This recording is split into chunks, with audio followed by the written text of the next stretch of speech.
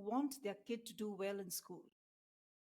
We have often been guilty of pressurizing children, although in good faith, to do well in academics. After all, the world does judge a student by grades more than their individual talents. Have we ever given this a thought? Not every child thrives under traditional academic rigors. There is a need for alternative or self paced learning. Recognizing individual learning styles and pacing can unlock never seen before potential, offering a more inclusive education system, and of course, providing a lifeline. Greetings, I'm Tej, and I host Chizuba Talks,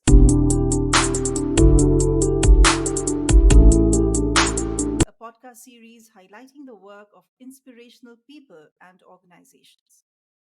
Today's guest on Chizuba Talks is Barbara Bultis,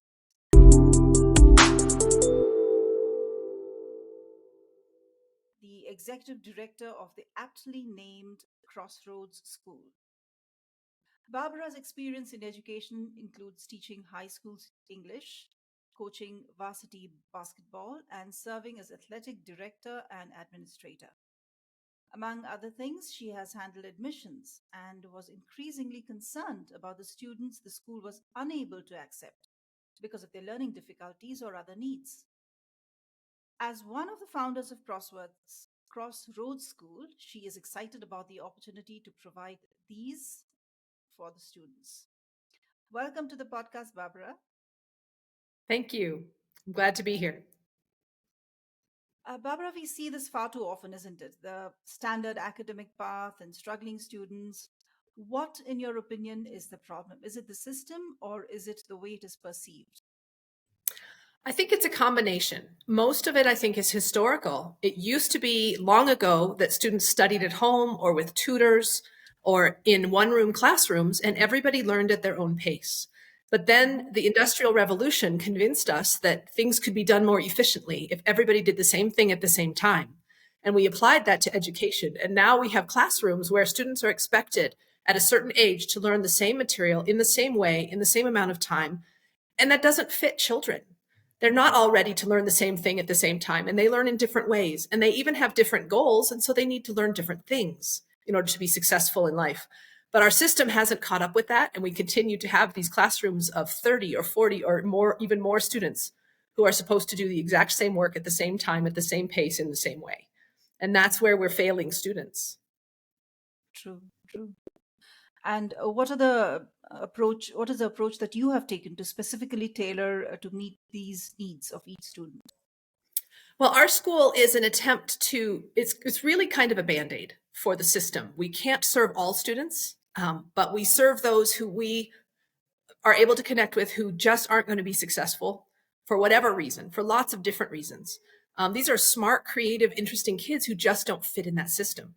So we help them by putting them in classes of 8 to 10 students maximum in a room.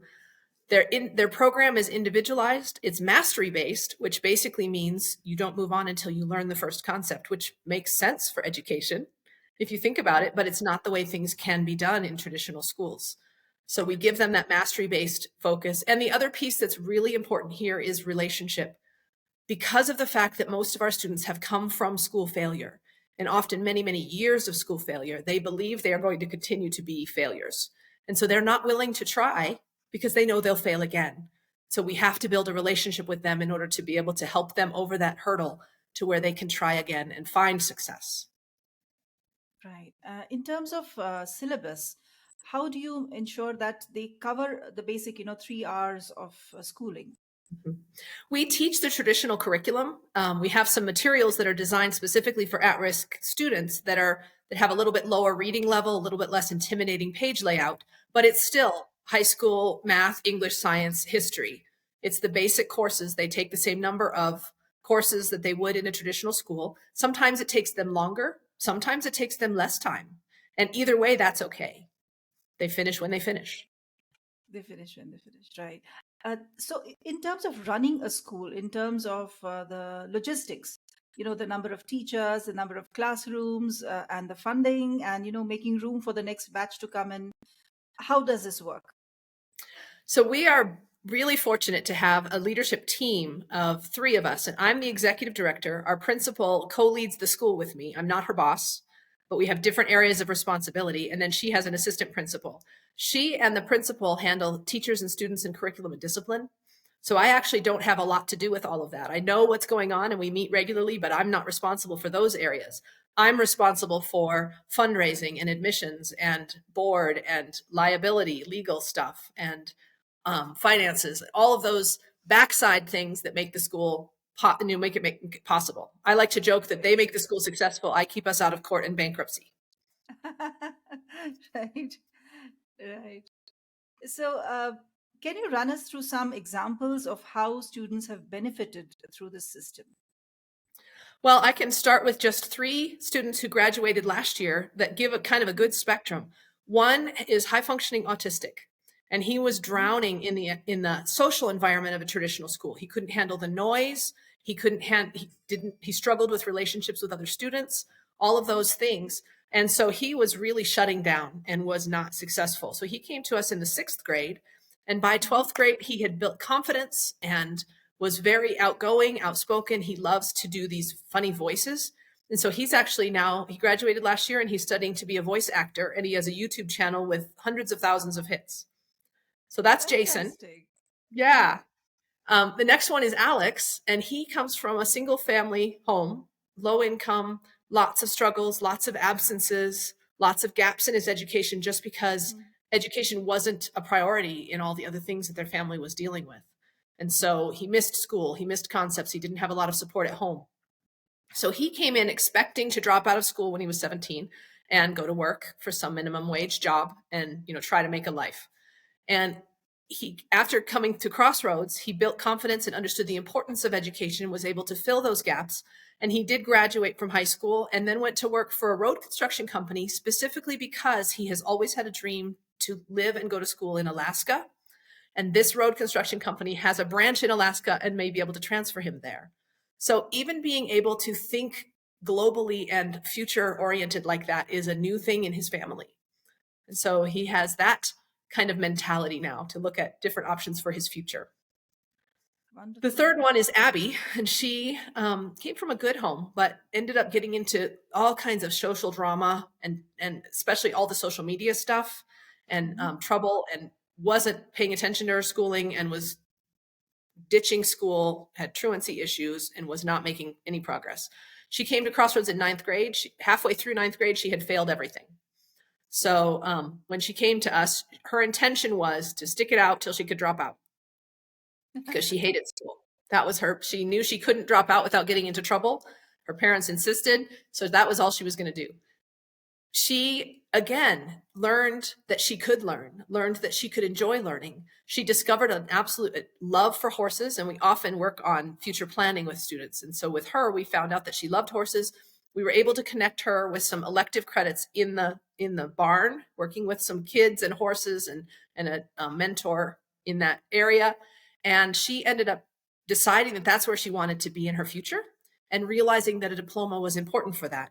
So she got her, finished her work, got her diploma, and immediately enrolled in the Nebraska Institute of Technical Agriculture. So not only did she not drop out of school, she's in college studying equine management and plans to work in the horse industry. Amazing, amazing. So you have a YouTuber now, you have a person who was addicted to social media and now has, moved on from there to become an equine therapy professional. And you have this person, the student who's gone to Alaska chasing his dreams. That is really, really amazing. These children, I think stand as ideals for the students who are still in school. And do they come and talk to the younger kids? Sometimes they do, and actually, Abby did a video for us last fall when she was in It's on your college. She website, I came home. believe. Yes, she came home for her break and was Yeah. willing to do a video for us to be able to share with others. And we have a lot of those. Our alumni come back and talk to us. They talk to our students. They help us with promotions. They're very happy to support Amazing. the school that helped them find success. Fantastic. So, how long has this been happening? How long? How many students have graduated from Crossroads? So Crossroads has been here since 2010 when we opened with two sixth graders and two seventh graders. So we were tiny. We didn't have graduates that year, of course, because they were only in the seventh grade. But we added, by the end of that year, we had 8 students. By the end of the next year, we had 16. By the end of the next year, we had a wait list. And right now we have 35 students, which sounds like a drop in the bucket, but it's a huge impact on each of those lives, even though it's a small number of students at a time. We've Yeah. touched about 200 students in the 14 years. Again, small number, but huge impact on each life. Not all of those Absolutely. students have graduated. So, for example, this year we had one student who was accepted into the US Federal Job Corps program. So he transferred to that program and is doing heavy machinery training while he finishes his diploma. Another student who was a sophomore, so 10th grader, um, still had 3 years of credits, but he was 19 and really struggling with that. So we found him another program where he can do his diploma in a year. And so he transferred there. So sometimes they come to us, they build their confidence, and they're able to move on Mhm. to other programs and find success. We actually have 37 alumni who graduated from Crossroads, but probably another 50 that we count as successes because they came through our program. Let's take a break to understand what Chizuba is. Everyone at some point ponders on how this beautiful life can be made more meaningful. Maybe you're a leader trying to enhance your employees' experience at your organization. Or you already work for the community and seek volunteers with state of the art skills to strengthen your nonprofit. Whatever your situation, know that you can make a difference. Chizuba began with this very vision, a vision to facilitate every skill and every passion in the world in meeting a social need. Corporate volunteering has several benefits for both businesses and organizations. In parallel, experienced and enthusiastic volunteers join NGO workers, enabling them to serve the community more effectively. Chizuba offers everyone looking to add purpose and meaning to their lives a chance to connect or volunteer virtually with nonprofit organizations from over 100 countries around the world. Visit www.chizuba.net and explore opportunities to find meaning. Chizuba, your platform to do good. And now, back with our guest. Absolutely, absolutely. That's amazing. And how does the administration see this? Do they see this as a big positive, or do they see this as an alternative that doesn't really fit into the system? So our local public school system, we've worked really hard to connect with them and to support them and to tell them over and over, we're not trying to compete with you. We just believe that your system has these kids that fall through the cracks. We know you know that. We want to help with those kids. And they've been very receptive to that. We just transferred a student who is receiving funding through the public school system to be at our school because she was on the verge of expulsion and they didn't have options that were going to work well for her, and they know about our program. We have a principal at a local public school that regularly refers parents to us when their students are struggling. So we have a positive relationship. We are not part of the public school system. We are a private school, which means that we are not bound by the same regulations and government arm that those schools are. We are, however, accredited through the National Association of Private Schools, so we do have accountability ourselves. You do have, right, right. Tell me, Barbara, how do parents see it when they have been asked to, or they have been referred to you, from the traditional school? Do they see this as a stigma? Because I know from past experience, when teachers tell students to move to a different stream or a different system or board of study, it is looked upon as, oh, this child is not bright enough, and that the parents don't take it to, you know, well. Yeah. Usually by the time students come to us, parents are desperate because their students have been struggling and failing, and it's become obvious that the system isn't working for them. So Mhm. most of the time, parents are thrilled to find an option that's really going to work with their student and really help them find success. Mhm. Occasionally, they struggle with that whole shame of my child isn't good enough. And I work really hard in those initial admissions meetings to remind parents that this isn't a problem with their child. This is a child Yeah. who, although they're bright and creative and interesting, they just don't fit in a system that is broken. And I know there are lots of people who are trying to fix that system slowly, but we're here to catch the kids who it's not going to happen in time. There's a lot of True. movements, but it's hard to change. Public school system is so huge. It's like changing an airplane into a helicopter while it's flying. It's an overwhelming task. And I so, like that you know, that's they're analogy. trying, but it's going to take a long Right, time, and that's not going to be in time for these students. right, right. It does take some time. So, what are the biggest challenges that you face today in terms, of course, maybe funding, I'm assuming?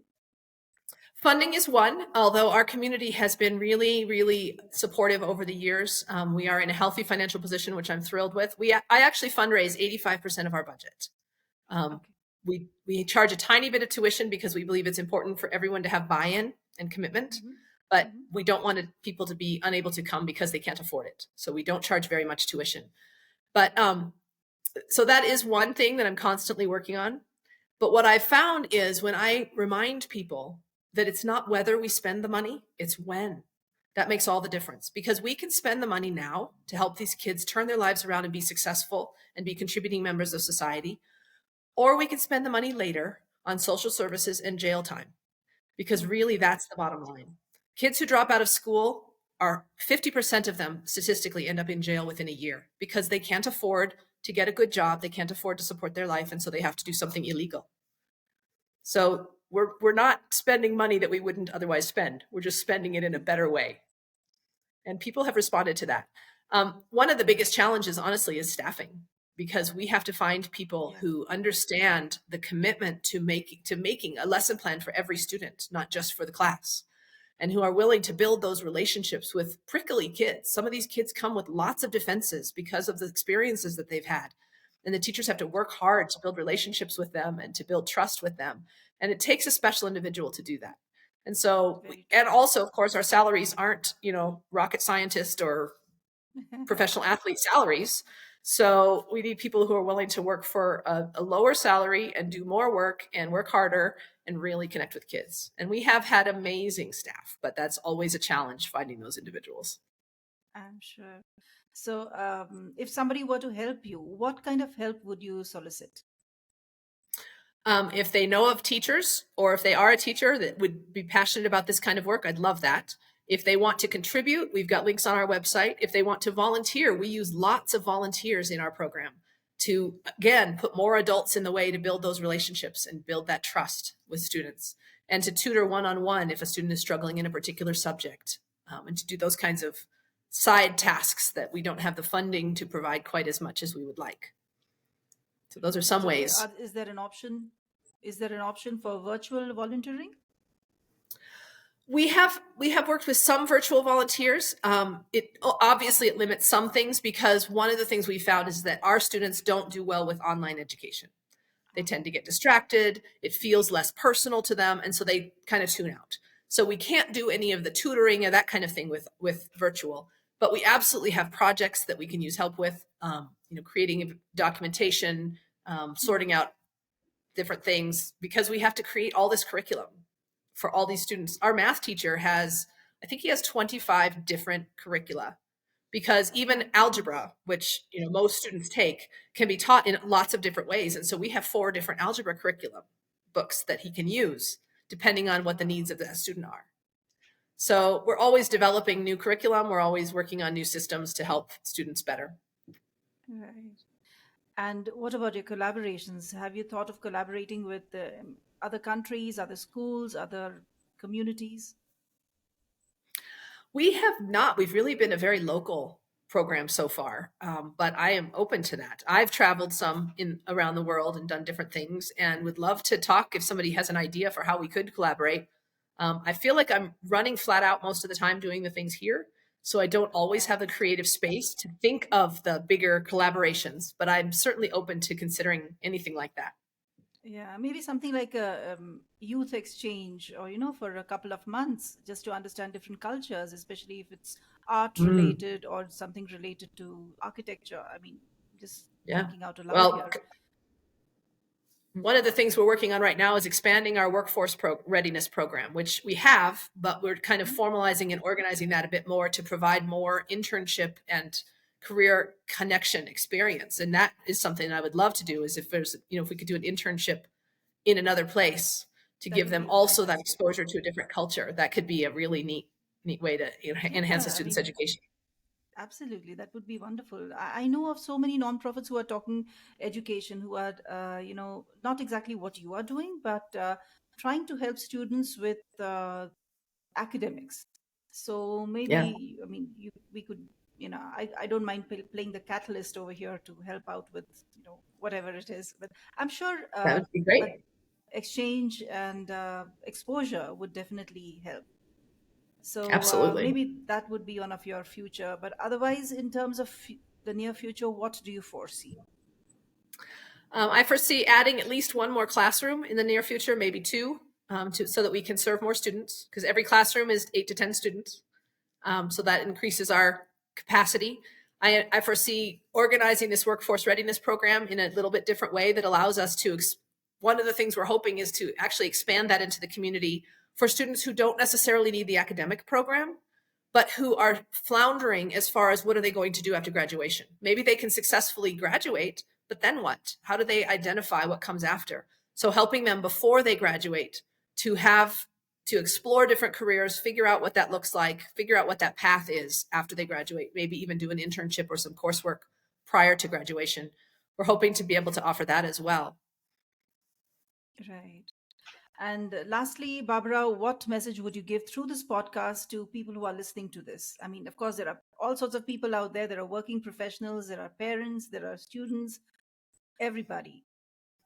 Well, one thing I would say is if you are passionate about something, whether it's education or animals or food insecurity, whatever the issue is, get involved, do something. You can make a difference. I know that. I helped start a school because I was passionate about kids who weren't making it in school. And I'm not somebody special. I just said, okay, I'm willing. Let's figure this out. You can make a difference. And it doesn't have to be as big as starting an organization. It can be volunteering and helping in some way, in some small way, to make a difference in the world. That's the first thing I would say. I love talking to people who are passionate about making a difference. And if it's not at Crossroads School, that's okay, because the world needs people who care about other people. Absolutely. And you definitely are special, Barbara. Not everybody can, rake up the courage to start off something like this and run it so successfully. Thank you very Well, thank much you. for doing what you are doing. And thank you for taking the time to talk to us. Absolutely. It's great to talk to you, and it's super rewarding to get to do what I do and to see the lives changed. And I love to share that with people. Lovely.